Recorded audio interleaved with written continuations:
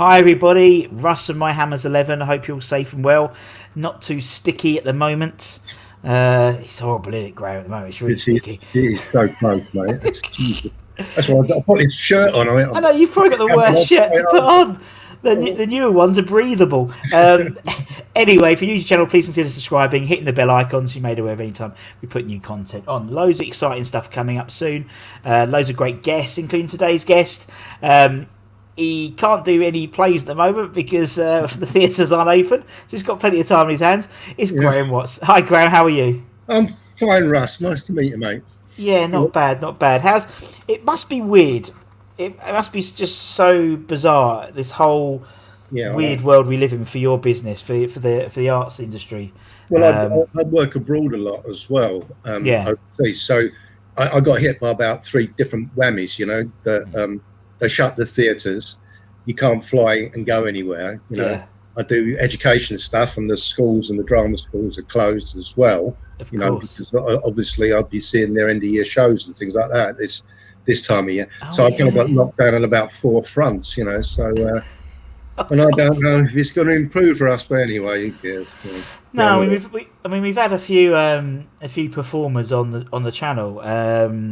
Tom Aldridge, who plays Ron Weasley in the Harry Potter, up at the West End. We've had him on. We've had Richard Digest. We've had some and they're all the same. They sort of don't know what's happening and stuff, and sort of in limbo, really, isn't it? I mean, it's the rehearsals, really, Russ. It's not the audience, because you can separate an audience without any problem at all.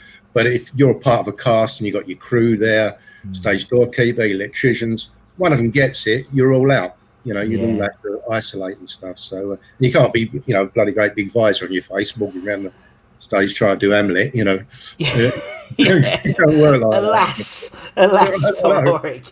Horatio. Yeah, exactly. It won't really work, would it? Yeah. In fact, it's against the law to speak loudly on stage. So that was one of the things they brought in.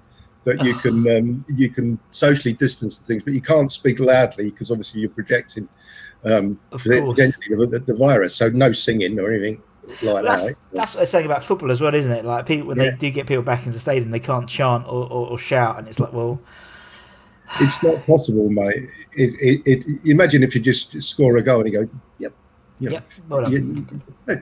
Well done, chaps. It's almost like the cricket, isn't it? Like that's what it was almost like. Well done. Well done. Well done. Although I did see the other day, I did see the open air theatre was opening up soon. In Regent's Park. Yeah. Yeah, and there's quite a few sort of smaller companies, sort of travelling around the country and things like that. But you're at the mercy of the weather, aren't you? Yeah. I mean, that's the thing. That's the trouble. We're talking about today. I mean, as you know, I worked in Alaska quite a lot. Of course, in the summer it's unbelievably hot, and that was a real problem. I couldn't rehearse during the day, or indeed outdoors, because it's too bloody hot. Yeah. So just because it's not raining at the moment, touch wood, it ain't going to help. Because people don't want to sit outside there and just get sunburn or whatever in the thing. So anyway, don't worry. We'll survive, Russ. We always do. Like West Ham, really. Exactly, Graham. Good segue. Exactly, just like West Ham. And I think we've got about a week or so until the fixtures come out. See, we're going to lose 2 first game of the season, and then my post-season blind optimism will be dashed, as it always is, about 3 games in. But that's why we support West Ham, isn't it, really? Well, I was thinking this today, because I knew we were going to talk. We could just as easily win the league next season as be relegated. Yeah. None of those things would surprise me, to be honest with you. It's just one of those things. Exactly. But we are playing well. I mean, towards the end of the season, we were playing some good football there towards the end of the season. But we need to get rid of a few, though, Russ, doesn't he? Yeah, I think it's probably the worst time to try and get rid of some of the. Not a dead wood, but the people. I don't think it's not a nice word, but yeah, exactly. Sort of there. It does need a bit of a refresh, doesn't it? A bit of a, like what you've done since lockdown. Everyone's sort of decluttered their house. We've got a de-Pellegrini our squad. I think very good. There's a lot of them. They also don't know where to play. Fornells is a big example of that. What are you doing, mate? You're running around a lot, Yeah. He hasn't really got a position. He's a good player, actually, on his day, isn't he? Fornell. But there's no system of players around him, and so he just runs around like a headless chicken, in my opinion, anyway. So that sort of thing we have to get sorted, don't we, really? Yeah. And the fullbacks, of course. Yeah, the fullbacks is something which I think we need to. Well, I think people they're trying to prioritise. But I mean, I think they're back in training next week, I believe. I think it's next week. It's crazy, isn't it? But I mean, they've had 3 months off before, Graham. It's not like well, you know what I mean. And it's it's got to kick off. Are they? No, they weren't on furlough everyone watched them, watching them on Instagram and stuff, and they've all had nice holidays. It seems already, which is very nice for them. Oh, good. Good. Nice for some, isn't it? But nice and relaxed and fit.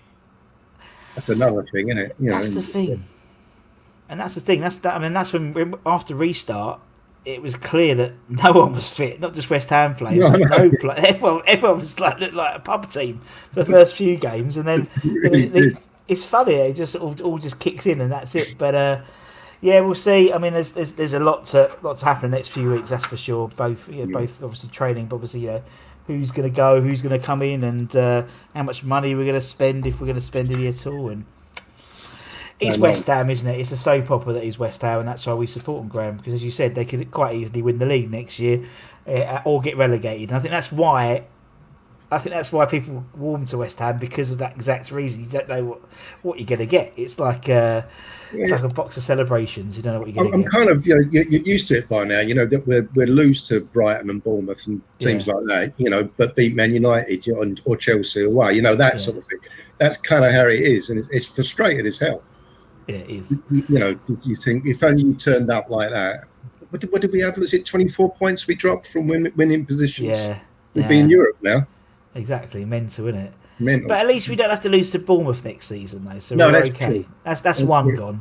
We'll just lose to it'll be probably Fulham. Yeah, Fulham or West Brom will be losing to, or Leeds. God no, but that's gonna be fun. But no, it's gonna be Leeds. No, I know, but it depends when you play them, innit? It's the trouble. We could play these teams early on in the season, and there's no fans there, and or there might be a few fans, and But I mean, there's a few old boys coming back. Obviously, you got Slaven, Julian for West Brom, Scotty Parker at Fulham. So it's I'm looking forward to it. I think it'll be quite an interesting season, because I think no one seems to know how much money anyone's got to spend, and. And no one seems to, apart from City and Chelsea, who seems to be the only ones who have spent the decent money recently. And I hope that Chelsea have spent all their money so they don't put bids in for our players. Well, the players he brought to, like Souček and players like that, and Bowen, I think is fantastic. I mean, he's one of us, isn't he? The way he puts the shift in, and down the wing. If you want me to do that, we haven't played him down the middle yet. No, that's where he used to. That's what he's known for. So young, hungry. He's definitely a West Ham player. So touch wood and everything. Well, the blueprint's there, isn't it? The blueprint's there of what we need to do. It's not necessarily. I think we had our feet burnt buying overpriced players from bigger leagues who just didn't cut it really. Where I think you go and buy, and people that have said it before. People have said, it's the Red Bull Leipzig model. You buy young players and build. It's not. It's just general good business practice. You buy a player who's not quite cheap, and you sell him at a higher price, and you make a profit. And I think unfortunately that's what we have to do for a while until we're in a position to compete. But Bowen, Souček. I mean, Souček. We could have double our money in him today if we wanted to. Absolutely. And I think it's great. And I think, by the sounds of it, it's the championship-based players that Moyes is looking to bring in. And I think you're right. They are West Ham players. They're young, hungry, energetic, want to play in the big league. Maybe they use us as a stepping stone. But I get 2 or 3 seasons out of them, and, it's definitely the way it's going to go. That's what football is, It is. We'll probably talk about it in a minute, but it really kind of pisses me off when people was called, like Defoe and... Ince and people like traitors and all that. You go, you wouldn't do it if it's your job and you move from Fords to Vauxhall or something, and then people slated you off for the rest of your life. I just don't get it. They were West Ham and now they're not West Ham. So Yeah. Who cares? And it's the same the other way around, isn't it? Exactly, it's totally right. So Graham, so obviously we see the warm shirt you're wearing at the moment, and I've noticed it's a long sleeve one as well, which is just even worse. Yeah. Why West Ham was your club, Graham? Why West Ham? Why have you? I was literally born to it. I was born, and apart from obviously my granddad used to live at the bottom of the road there, he was in an orphanage at the bottom of the road. Obviously, he was a big West Ham fan. My dad's a massive West Ham fan, and I was born on a Saturday. So, and West Ham were playing at home. So my dad's never forgiven me. He always says to me, "I had to miss that match because of you." We played Preston North End on the day I was born, and there you go, Russ. Amazing. Just to say you, there's the program. Oh wow, that's fantastic. You know, I can't get the camera right. That's it. You're right. That's it. Yeah. On my birthday. Most people have like a newspaper clipping, haven't they? But you have a program. That's a bit special, isn't it? It's quite funny because at the back they talk about buying the bowling because the bowling wasn't ours. We were landlords, and they're pleased to announce that we're going to have a big stadium with 48,000 in it. And you think, where have I heard that before? You know, and it says season tickets are going up to £7. But the majority of our tickets are at 2 shillings or less, which is the same old rubbish you get now, isn't it? You know, it doesn't matter. It doesn't matter. It's cyclical, isn't it? It doesn't really matter who's in charge. It's the same stuff, and I think it's the same for every club in the world. But that's brilliant. Oh, how funny! Oh, I love that. Yeah. And obviously, since then, that's it. You're bought into it. You had no choice. Started with a draw, so against Preston at home. So I should have known, shouldn't I? That's the writing was on the wall, shall we say? So, but no, I've been a massive West Ham fan all my life. It's ridiculously stupid, really. Wherever I am in the world or whatever, you know, I'm watching the games or you know, looking up on the website, you know, speculating over transfers. God, it's a disease, really, isn't it? Really, you know, for grown men, it shouldn't really be there, you know, and superstitious as hell, you know. Because we were third, I think, at one point, and I posted on Facebook, and then after that, we started to lose every game, and I thought, "Oh, that's me done, mate." You know, all these stupid, illogical things. You know, it's true. I remember once I had someone on Knees Up Mumber Brown mention I can't remember. I played a song like pre-match, and they said, "Oh, and the DJ." Ginxed us, not jinxed us, he ginxed us. So it's like, and it always stuck in my head. That was like 15 years ago, but I always stuck in my head. He got ginks, yeah, exactly. That's a coolish pasty name, but yeah, but it's true. We are stupidly ridiculously superstitious, aren't we? And we have to have the same, you know, pre-match routine and things like that. And I think that's what people's missed since restart. Yeah. Obviously, is having that routine, and you know, and obviously talking to meeting people in the pub and that interaction. I mean, we still get quite a lot. I mean, the good thing about Facebook and stuff is you still have that going along, you know. So that comes across quite nicely, and that's sort of epitomizes this channel really. In that, you know, it sort of started as an idea, and because of the West Ham family, the West Ham community, it's sort of grown to be this sort of quite a bit of a beast now, unfortunately. Which is good. And your time, is it? Yeah, no, it's good fun. It's great because you get to meet a lot more people who I never really would have met, really. Yeah, and you met some really good friends, and obviously being invited into lots of the special little private groups in Facebook. It's very, very sweet, and it's lovely to see. Now, obviously, since Preston onwards, Graham, there's obviously you've been to lots of matches and lots of experiences. Any which stick out in your mind as sort of, you know, the fond or maybe not so fond memories? You mean games? Yeah, games, or maybe an experience, maybe even experiences. You know, I mean, I was there for the 8-0 drubbing of Sunderland, and Charlie Early came off at half time. He was the Sunderland captain, crying. You know, Jeff scored with his fist, his third goal, and things like that. I was also there for the 8-1. I think you were probably there as well when you did the 8-1 of Newcastle when we beat Newcastle towards the end of that season. So you've had those high points, but no, it's the funny little things, isn't it? I remember, because when Bobby Moore knocked the referee out, I was there. Do you remember that? When he turned, did you not heard that story before? No. He turned. It was over near the Rio and the North Bank, what I call the North Bank anyway. You know, that little corner where Michael Antonio scored that goal last season from. And he did his turn. You know, Bobby does that turn.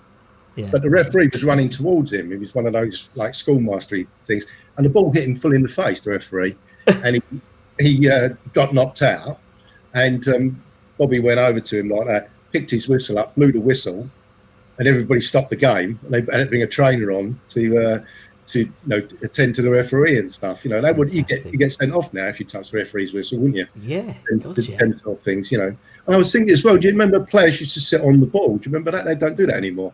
They used to sit on the ball while they were waiting, and then they'd always have a chat with the crowd. Whoever was the touchline or something like that, while they were waiting, they just turn around and sort of chat to the crowd and things. But I suppose it's the characters, the people you go with, isn't it? The people around you as much as anything, because you meet so many unbelievable people, and it's a lot of fun. So it's not so much the victories, although there haven't been that many, and just that packed bowling, of an evening time. I mean, Celtic 3-3, the Bobby Moore testimonial. That was unbelievable night. That was, funny because the jockeys just jumped over the fence, over the walls. So Christ knows how many people were in there. And my dad left me with them after time. He went to go and get a cup of tea. And they were cliched jocks, with the ginger wig, tam o' shanter, kilt, pissed as anything, whiskey bottles, and speaking in this strange tongue. And I'm thinking, what the hell is all this?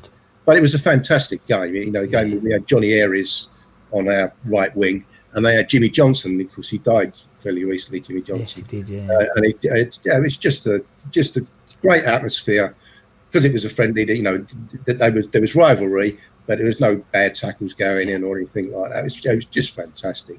So priceless. But yeah, we haven't really seen many of those sort of nights really for quite some time. To be honest with you. No, but you're right. I mean, it is about the characters you go with, and it's all about the sense of togetherness. I think that's what people definitely miss. But I mean, it's one of those things where it's funny when you talk to people, and they don't talk necessarily about the game. It's all about the atmosphere, as you said, like when you talk about the Celtic game and the people with the wigs and the whiskies and stuff, and that's what it's all about. And I think that's what's since restart.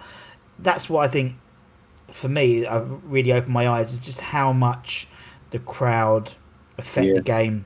Yeah. Are you a sound off man or a sound on or off in terms of off? Yeah, I quite like to hear them swearing at each other.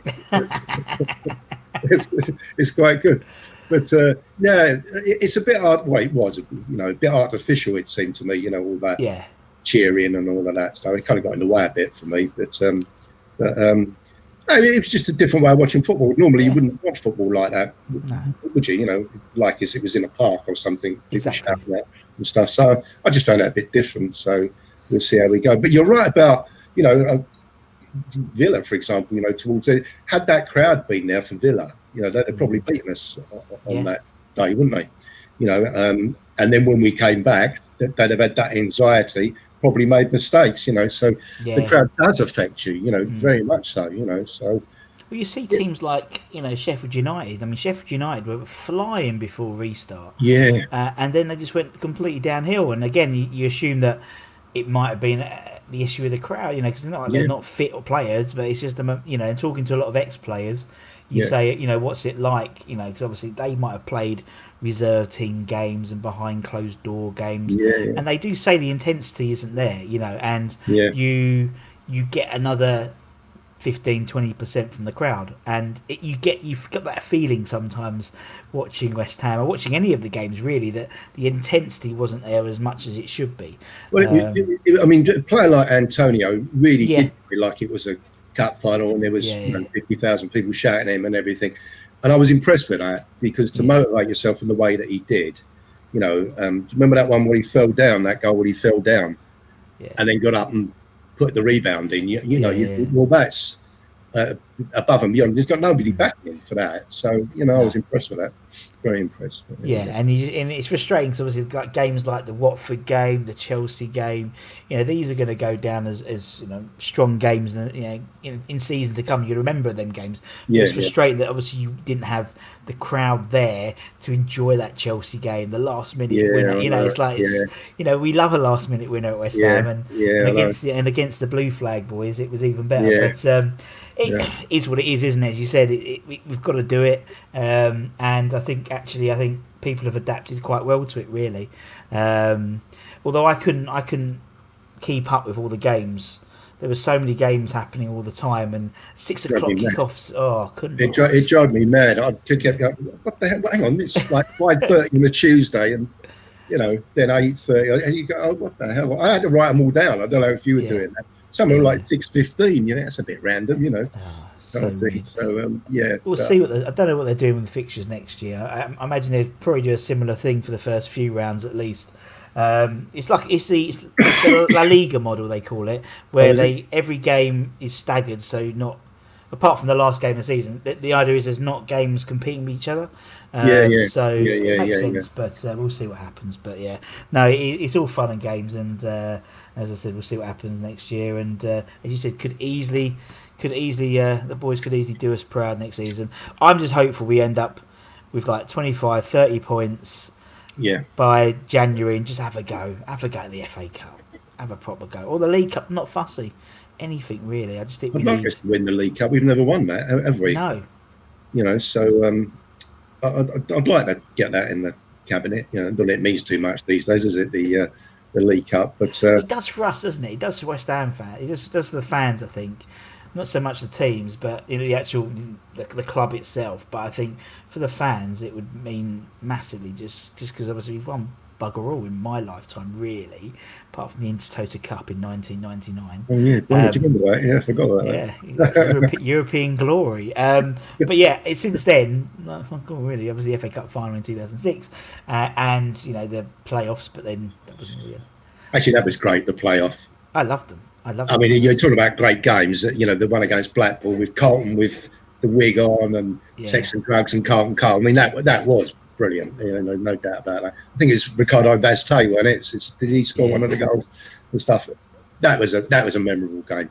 Probably the last big memorable game that we've had, I would have thought. Maybe, I mean, obviously, I was the last game at the Bowling, maybe, but from sure. But I mean, for like Wembley and stuff, it was the first time we were back at Wembley properly, and it was just an incredible game. And we'll see what happens. That's the thing, you just don't know with West Ham, and that's why I love West Ham, because it's like a soap opera, isn't it? You don't know what's going to happen. It really is. You get a surprise character turns up, and knock at the door, dirty den type thing. And that's why I think it's just so unpredictable, and I mean, who knows? It's the thing I just don't know nowadays. But anyway, we'll do your 11. We'll do your Hammers 11, Graham. So the idea is, as I said, I mean, I think you're the 143rd guest we've had on. Really? So something like that. So 100. We're rapidly approaching 150, and we get people to do their Hammers 11. So the idea being is 11 players, and some people have a theme. The only caveat is you have to be alive to have seen them play. Now, to be honest, you've got quite a nice spread. We'll say that. No, not because you're an old or anything, but you're experienced, so you have a nice spread. Yeah. So that's what we try and do. That's the only sort of like caveat, really. It's only so that for example, me, I never saw Bobby Moore play. He would be in my greatest West Ham 11, but not in my Hammers 11 because I never saw him play. So, I put him in because I know of him as a legend, but I have to put in Javier Margas. I wouldn't put him in, but that seems a fair swap. But Parent blue hair. God bless him. Do you remember that with Parent blue hair? Yeah, he did, didn't he? He jumped out. Do you remember he jumped out of a hotel window at the Swallow Hotel in Wolf Abbey? Yeah, and he went back to Chile, came back with claret hair. Yeah, he did. Again, just part of this West Ham tapestry soap opera. It was that whole era. That whole Harry era was just mental. Right, okay, Graham. Let's start with in goal, between the sticks. I mean, a lot of you won't know all of these keepers, because we've had some terrible keepers over the years, no doubt. Excuse me, Russ. And when I was first there, it was Bobby Ferguson we bought from Kilmarnock. Yeah. He was a world record fee for a goalkeeper, Bobby Ferguson, and 65,000 I think he cost. He was rubbish. He was absolute rubbish. His deputy was a bloke called Stephen Death. So that was his name. And then it was only sort of, like, I guess, in the 70s, 80s when we started to get Big Phil, obviously, and Ludo. And in recent years, we haven't done too badly, have we, in terms of goalkeeper? Goalkeeper at the moment, I think, is, well, on his day, he's one of the best, isn't he? And when he's not attacking into some back of somebody's head, you know. Yeah. So there's a lot of choice. Mervyn Day, I don't know if people have probably chosen Mervyn Day. Yeah. Shout out, get in your goal, Merv, get in your goal, because he was always coming out to the edge of his area. Get that in goal, Merv, you know. So there's been some real characters. But I'm going to choose Les Seeley. But by the way, my theme is unlikely 11. Oh, I like it. Yeah, unlikely 11. Rather than just doing Di Canio and all of that, which is easy to do, and Bonds and Bobby Moore, saw Bobby Moore many times. But I've just gone for really unlikely people. And Seeley, I think he only played for us 4 times or something like that. Wasn't one of them up front? Well, I was about to say, and one of those guys was up front. And that is a typical West Ham thing. And I thought, he's got to be. He was a decent bloke anyway, died too young, actually. Had a heart attack in the car park over Basildon Hospital. But he was just one of those players that Jimmy Walker was the same, wasn't he? You know, he was only with us for a very short time, but he was literally for the team, wasn't he? And of course, his uncle, Les Seeley's uncle, well, this one here, scored one of the goals in the European Cup Winners' Cup final. So, that's why I've got in memory of Les Seeley, because he was a right character as well. Yeah, and then he was goalkeeper coach for us as well, wasn't he? He was, yeah. Yeah, he was, yeah. Was it Arsenal he was in goal? He went up front for? It was Arsenal. It was exactly that. I don't know where that came from, but yeah, it brilliant. Was yeah, and she said that is such a West Ham thing. And there's something when an outfield player goes in goal or vice versa. I don't know why, but it just seems more West Ham than anything else. So when like Julian, I remember he went in goal. Yeah, he did. And Bobby Moore would go in goal quite often. Well, I was at that match. That was that kind of series of semi-finals against Stoke. Yeah. And not only did he go in goal, of course, that a penalty got awarded, and who was taking it for Stoke? Jeff Hurst. and Bobby saved the penalty. But in those days, he was judged to have moved before the ball, you know, all that kind of stuff. Nowadays, you can bounce around as much as you like. Yeah. And then Jeff had to retake it. Of course, we got knocked out the cup. But that was a fantastic thing as well, wasn't it? You know. It's, who used to play one of the outfield players as a goalkeeper? I can't remember who that was. Was that Sam Allardyce? I remember why he didn't put a goalkeeper on the bench, if I remember, because I think I don't know. It was someone will comment afterwards, but I think it was someone. It was like someone was a good goalkeeper and he was an outfield player. You're right, and someone will, and it's going to annoy me now. But yeah, I mean, it's. Yeah, they'll find someone will comment on it. I can see him. He was there, and he was going in goal as well, weren't he? He wasn't a proper keeper, you know, kind of thing. But there we go. Such a West Ham way, isn't it? Right, we'll put Les in. Okay, right. Who's next? Go on, you go for the team. I'm going to do Graham. A right back, and if Moyes can switch Ben Johnson, then I can switch John Charles, and I'm going to have John Charles at right back. Nice. Yeah. Do you remember? You probably don't. No, but I've heard. I mean, again, that's what's the beauty of this show, this whole channel is I've learned. I think it was Jackie Hughes put John Charles in, and she would have done. And it was, and I never knew about him, and so I then went after she spoke about him, and she had the stall next or near his fruit stall, and it was brilliant. And I went back and learned, incredible player. She's my sister, by the way. Yeah. So I haven't. Don't tell her, but I haven't looked at her West Ham 11, so I don't know. Well, you just said it. You just said it live on the channel. So she had the he had the fruit stall next to us on Whitechapel Road. Yeah, and he threw a peach at me once, and I was just made up. John Charles has thrown a peach at me, you know, because all he wanted to come by as well. It was a peach. They go to the market in the morning. Yeah, and in the afternoon they'd go and play football and then come back and pack their store up. But he was a proper West Ham player, Johnny Charles. Yeah. You know, he was a local born lad, gave every game 100%. He was a good player. He was actually the first black player to lift a trophy in the British League. We won the FA Youth Cup in '63. which must have been a hell of a side if you think about it, you know. Course, and John Charles was captain of that youth team, and he was the first black player to do it. But he died, him and his brother, because his brother used to play for us as well, Clive Charles, and they died within a year of each other of cancer. It's a real shame, because he was a great lad, Johnny Charles, really was. So he's not one of the unlikely ones. I just could not put in John Charles. You know, he was one of my heroes when I was a kid. You know. And there was someone, another one I interviewed of that gang. I can't remember who's going to annoy me who it was, but they met John Charles in the tea room, the director's tea room at the ground, and that was the first player. It may be Gordon Thrower, could well be, and he met John Charles in the director's tea room, and he ruffled his hair, and then they got to the talk about Jackie when she ruffled Bobby's. It's funny. I love it how everything intertwines. It's just so funny. But okay, we'll put John Charles in. Okay, cool. Just remember that player, by the way. It was Lansbury. Lansbury, yes, Henry Lansbury, wasn't it? And he was the one who was playing. You know. Yeah, I can see him now with his shaven head, isn't it? Yeah, because he was on the bench for Villa, weren't he? I think. Yeah, he was. Yeah, he was a good player. I like Henry Lansbury actually. Right, so we're going to my centre halves then, yeah. Yeah, go for it. I said it was an unlikely 11. I'm going for Anton Ferdinand. Yes. Now the reason I'm going for Anton is because when he played at the Southend, he scored a goal against Millwall, and then ran up to the Millwall fan with crossed arms, and I just thought, you've got to be in my side for that, son. You really have. He played, I don't know, was it the Tony Carter? It was the Tony Carter testimonial. I don't know if you saw that game. Yeah. Him and his brother played together.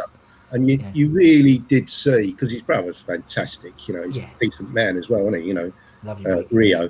But the pair of them, it was just fun to see them play together, you know. And as I said about John Charles, they really just want to play football, them two. Yeah. You know, same as if they were at school or on the park or whatever. They enjoy playing football, and I think it showed within his play. He was a good player, Anton. He was good, yeah. And never quite got there, you know, which is a real shame. But on his day, he was skillful. He's a lovely bloke as well. I mean, you know, he's so you met West Ham. Oh, we've had him on the channel. You know, we've had him on the channel. He's an absolute gent of a man, and so passionate about West Ham. And I mean, we spoke about, you know, he was, you know, when you interview people and he was just so open and honest. I didn't have to ask him any probing questions, or because he feel a bit funny about asking him about him and his brother, you know, because you got to think. And he came out and spoke about him and his brother and having to live in his brother's shadow. He spoke about, I don't know, like he just spoke about the playoffs and the pressure of playoffs, because he knew the effects that it could have on the tea ladies and the kit men, and you know, honestly, it's absolutely incredible guy, and a lovely guy. But Anton, great shout. It doesn't surprise me. Now I'm good for my other centre half. I'm going to go for Tommy Taylor. Tommy Taylor. I think that's the first time on the channel he's come up. Well, I thought, as I say, I could do with the Dick Canios and the Alvins. Obviously, Alvin was outstanding, and Bobby Moore. Yeah, of course they were. And Gary Strodder. Jesus, do you remember him? No. Gary Strodder, Gary Bream. Even now, if people are watching it, both the people watching this will be going, oh, no, not Gary Strodder. Paul Hilton. Yeah. We beat somebody 10-0, wasn't it? Yeah. And the centre half. Yeah. That was when you spoke about Bobby Ferguson. So I think it was Gary, when we interviewed Gary Stewart, he said that Bobby Ferguson, part of the deal with the Hill, was it Kilmarnock or Hibernian, where we bought him from? It was to play a testimonial game with them versus West Ham, and he was in goal for Kilmarnock Hibernian and had an absolute stinker, and came out in red, which was really unusual for a goalkeeper. He looked like a pillar box, apparently. And it's just, it's just funny how sort of stories end up popping back in. But I mean, Tommy Taylor. Yeah, he came from Orient. I mean, he was a decent, of course, he was in the cup winning side in '75. So in that respect, he's a legend. But he's local lad. I think he came from Hornchurch or somewhere, you know. And he was, they bought him from Hornchurch. I think he's only with us a couple of seasons. But he was a real steady, you know, I think you might have said it's the first time he's been on there. he's one of them players, you know, that did it week in, week out, and got really no credit for it. No. You know, and then his managerial career was after that. If you look it up, it's incredible. He was in Finland, I think it was Granada national side and things like that. He had about 30 clubs, and he's still going today. I think his Hitchin is out or somebody. He was Orient manager as well, wasn't he? He was Orient manager. Yeah. That's how I remember him. Yeah. Also, my best mate's called Tom Taylor. That was right. Yeah, he was at Orient because me and my mate went to, and we're getting my mate Tom Taylor. It's going to be very confusing when I put it up on the post. But because we went for a trial at Orient. And they laughed because Tommy Taylor was actually the manager at Orient at the time, and then he was like, "Are you sure your name's Tommy Taylor?" Yes, it's Tommy Taylor. It's like, it's so funny. But yeah, I know what you mean about those players like Tommy Taylor. You said 6, 7 out of 10 every week. Yeah, not spectacular, but not. That's right. Not either way, just in that sort of. Yeah, we need those types of players. No, he was a good, steady player. He was Tommy Taylor. I like watching him. You know, I don't even remember him making mistakes. You know, normally with players you associate with some big cock up that they've done. But he deserves his place in my side as far as I'm concerned. You know, cool. I'll move on to left back, and this is really controversial because I'm going to have Frank Lampard, not junior, senior. Yeah. And that's a shame. I feel sorry because Frank, I think, was the. My sister probably told you about the market stall and all that stuff. And she bought him the dress, the prom dress. Yeah, I think so. Yeah, but because of his son, we've sort of forgotten about him. And I totally agree. He sort of disappears from. I think he's the second after Billy Bond. He made the second most appearances. 600 or something. Yeah, it's ridiculous amount, particularly from that position, not getting injured. And doing it weekend, and you've probably seen the footage of the run round the flag in the semi-final. I think it was against Everton, wasn't it? You know, where he scored the goal that put us in the cup final and run round the flag. You know, and he was one of the first that used to come forward as a fullback. You know, and they never really used to do that. The kind of whole idea of wing backs and things. It's a kind of late '60s thing, you know. But Frank was always doing that, getting forward, and in a great tradition at West Ham with an amazing left foot. That he just used to rock it in the way that Julian Dix was later to do, and Cresswell's forgotten how to do at the moment, but hopefully I remember again. But you know, just again a great servant to the club, fantastic player, of course assistant manager there as well, which people forget about as well. So I love. He was kind of swashbuckling, Frank. Yeah, he used to have his socks down, you know, hard tackler. All of those things, you know, played the game in the right way. He was a joy to watch, you know, when he'd start the move from the left and then we'd start, you know, really kicking and flowing that. So, Frank's there for me. And you're right. He just gets left out in the wash, doesn't he? Really? Yeah, he does. And it's so wrong because someone to play that many games and FA Cup finals and things like that as well. And it's like, you know, it's almost like he's like the forgotten man, and it's so wrong just because of how, as you said, when you talk about Paul Ince, how people think about his son, that he's, and I totally agree. I think, and that's what's come through this channel because a lot of sort of the more experienced fans are putting Lampard Senior in their team, and it's sort of heightening the fact that we should be revering him in the same breath as Bonzo and people like that because he's played. Absolutely right. Absolutely right. There we go. So I'll move into midfield, shall I? Yeah, go for it. As I say, it is an unlikely. I'm going to have Liam Brady. Yeah. Liam Brady, because he's always associated with the Arsenal. Yeah. Isn't he? And I think John Lyle brought him back from Italy, didn't he? And he had about 2 or 3 seasons. He's one of the best players I've ever seen in the West Ham shirt. Yeah. You know, I remember his first goal. I was in the chicken run at the Boleyn, and his first goal. And of course, he jumped in the chicken run and got himself booked, you know, after he scored that goal. But some of the passes I saw Liam Brady make was extraordinary. You know, he was years ahead of his time, and he was coming towards the end of his career, obviously, which is why we bought him. But he had such vision, and he could just split the play up, you know, from wing to wing or over the top or whatever. And of course, he'd dribble and score himself, you know. He's up there with Trevor Brooking as far as I'm concerned in terms of the skill level that I've seen. Of course, very similar players. But in terms of skill level, it's fantastic to see him. You know, it really was. You know, And again, probably people wouldn't think of Liam Brady, you know. No, he's come up a few times, but not like I think again he's in the great scheme of it. I think he's a forgotten man of sort of British football, really, in terms of he's never really in that bracket of people you mentioned, and he should be in terms of what he provided, and he was doing it in Italy and stuff as well. He was, you know, and you settled in very nicely. You know, a lot of them when they travel abroad, you know, they have trouble settling, don't they? Yeah. You know, but he didn't learn the language and all that. I remember seeing him on because he was a commentator on Irish TV, and I was working in Dublin, and Ireland were there, and one of the commentators said something about the stadium's not full. You know, the Ireland are playing boring football, and he went off into one, and he's during what we used to call the credit crunch, if you remember that. You know, yeah. He's going, these people can't afford to watch football. You know, they're starving, they ain't got no jobs, and he really, I thought, right on to you, son. You know, he just went mental. You know, this other bloke was on there, so yeah, it's a skillful player, just a joy to watch, absolute joy to watch. You know, so Brady's in. So I don't know. How we're doing for time or whatever, but keep going, man. Just keep going. Yeah, this is one of my favourite ever players, inside right. I'm going to call it Ronnie Boyce, Ticker Boyce. Ronnie Boyce, yeah.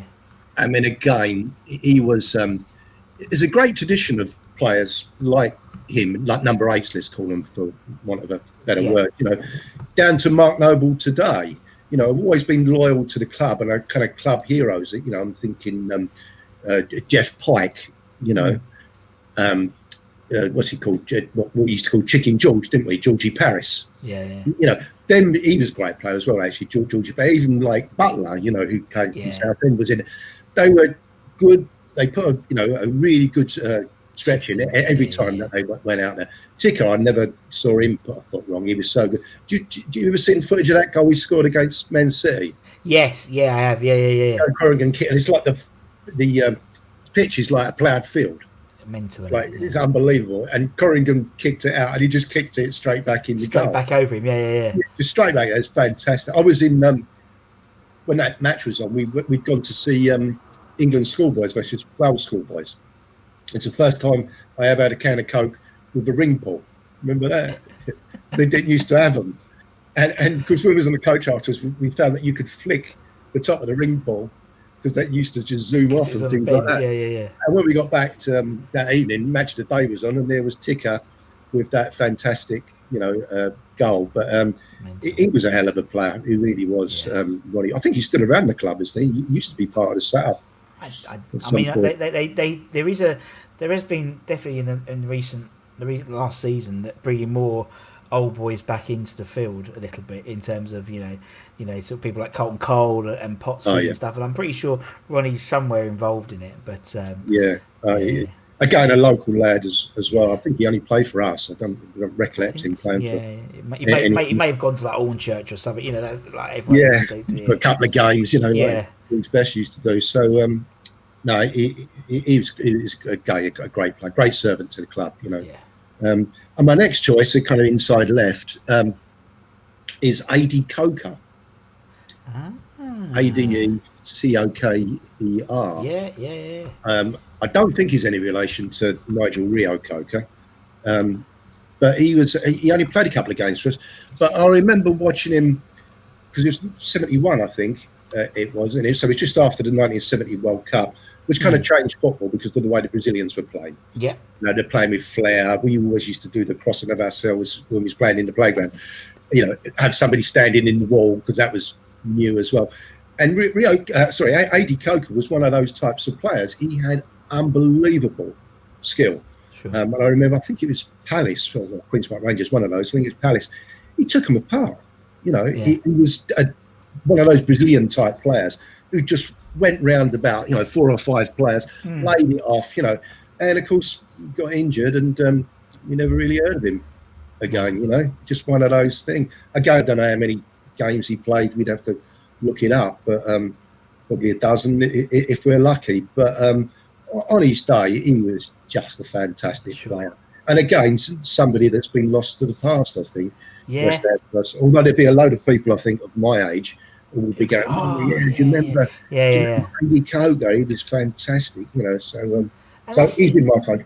exactly, and that's the idea of this whole channel is to sort of it's to give it's to give people the Palos and stuff, everyone's, but as you said, it's these unsung heroes, unlikely 11s that just pick, oh yeah, he was a good player, or the water carrier roles which never seem to get, the Pete Butlers. I mean, he's brilliant. I mean, there you go. You talk about a managerial, you look at Pete Butler's managerial stuff, when we interviewed him, he was in Liberia, because he's a Liberian manager, and honestly, amazing man. But and that's like the 80 Cokers. Yeah, it's good fun. Absolutely brilliant, man.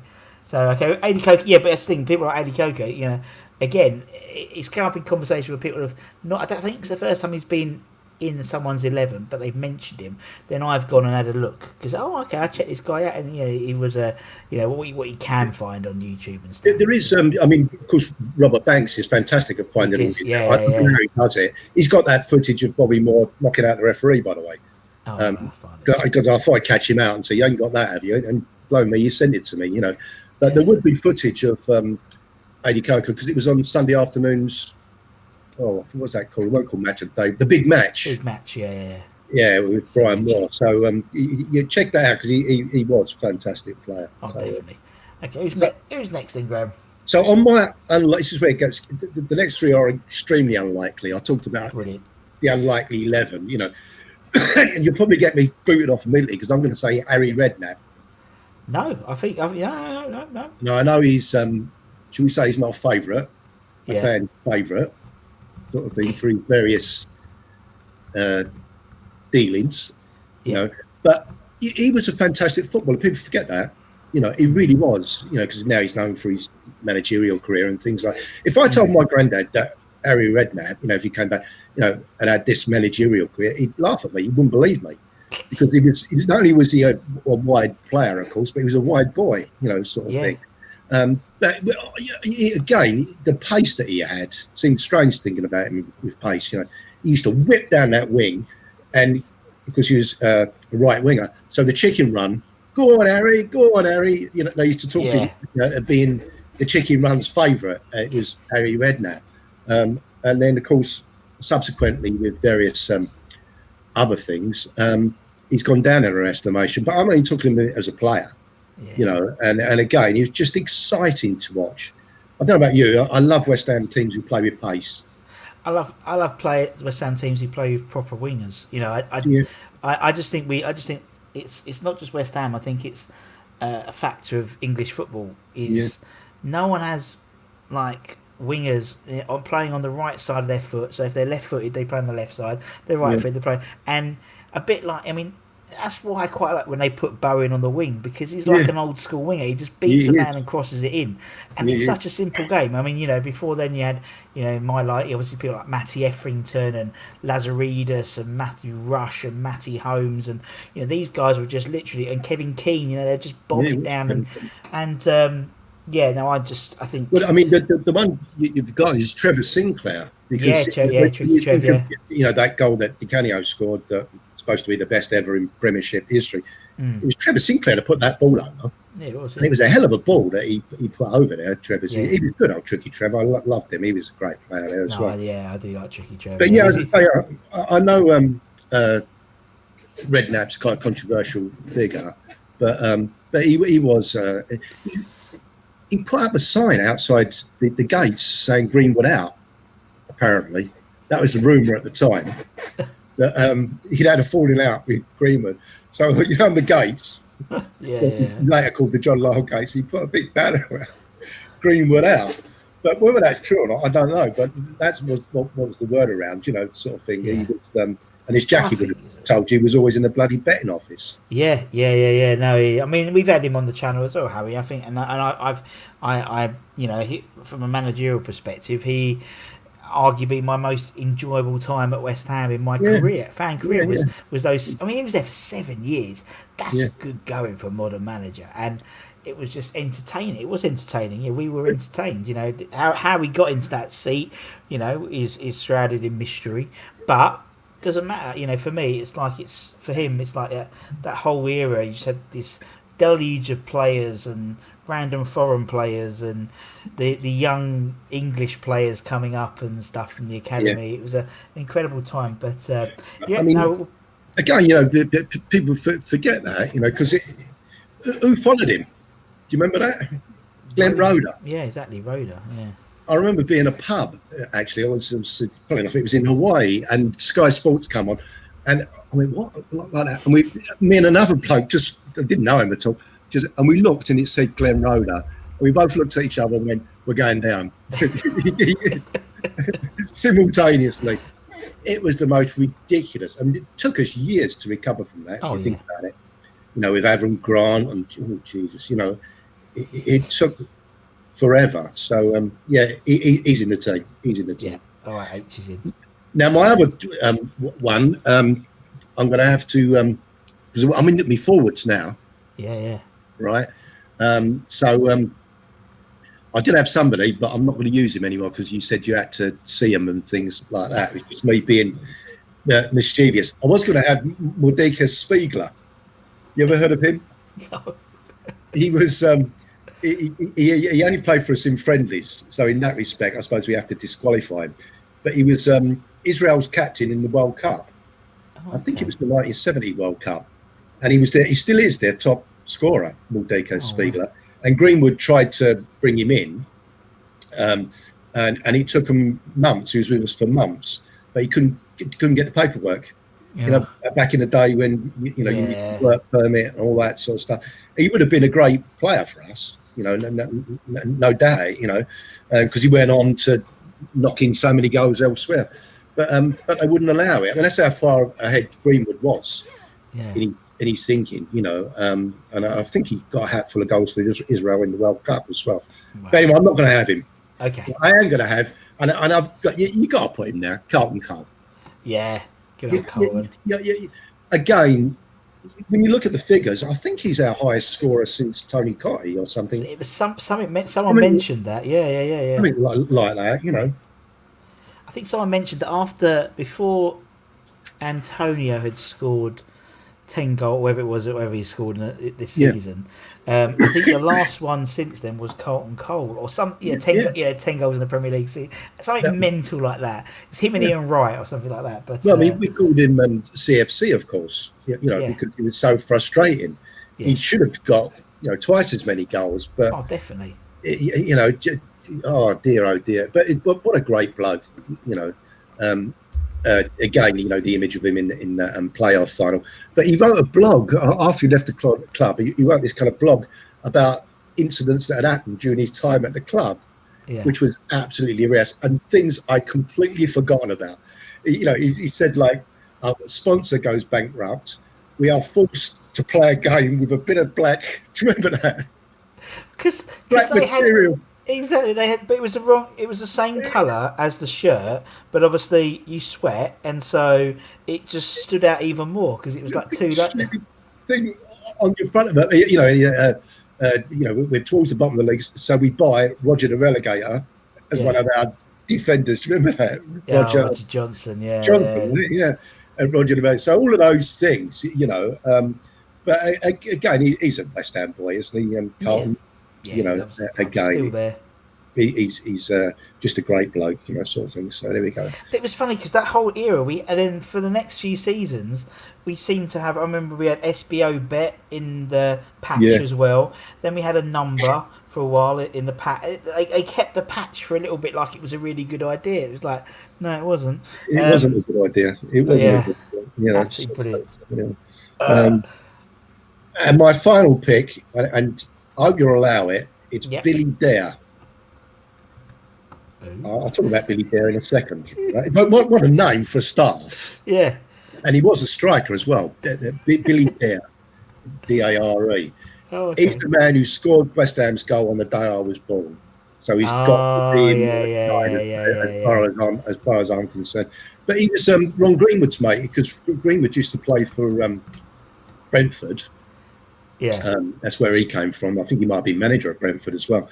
But one of his teammates was this guy called Billy Dare. And he scored a hatful of goals for West Ham. It's about 6 seasons. Yeah, I'm just looking at him now. Yeah, I mean, he scored, Well, I mean, it's only league goals. 44 league goals in 4 years at West Ham. There you go. But that's not including cup games as well. So yeah. Yeah, we'd take that from him, wouldn't we? Sort of thing. Oh, but again, I wasn't aware of him because the only reason I did it because of my birthday. And I looked him up. Who's the bloke who scored? But no, he was a good servant. He's still alive, actually. I think he died. I'm just looking at his. I think he died. Yeah, he died 16 years ago. Oh, blimey! So I'm way out here. Yeah. He was the first. He was the first ever footballer to sign for a club on live television. That's right. Yes, he was. Yeah, he was. Go. That's a West Ham first, isn't it? That's a trivia question for you. That's brilliant. If ever there was one, but yeah, no. So yeah, he's got to be in the side. But I mean, we've had some great forwards over the years. I mean, the obvious ones are Hurst, John Radford. We bought. That was ridiculous. Never scored a goal for us. No. He used to play with the Arsenal. He was absolutely bloody useless. Yeah. Up front for us. And Ted McDougall, I think he was absolute rubbish as well. I can't remember. Apart from McAvenny and Cotty. Yeah. You'd have to think hard to think about. Yeah, and it's difficult when you look at unsung heroes. The forwards will be difficult because by unsung and being a forward, it means you haven't scored any goals. You know what I mean, or you don't produce on the pitch. So you're unsung because whereas for the midfield defenders, it's more easier. But yeah, you're right. I mean, it's we haven't. Since Cotty McAvenny, we haven't been blessed with consistent strikers, have we? We have like good years, like when Sacco had a good year, and Enna Valencia, and then obviously at the moment Antonio's on fire. We have sort of Arnautovic. You have these sort of peaks and troughs, don't you? But not consistently since them two, that's for sure. Yeah, it's been a long time since we've had somebody that you could rely on scoring. Yeah. I mean, there's these players, aren't there? Gary Lineker, Thierry Henry, all of those sort of players, Van Nistelrooy. If they're in the side, they're going to score. You get the ball to them. Yeah. It's going to be in the net, no question.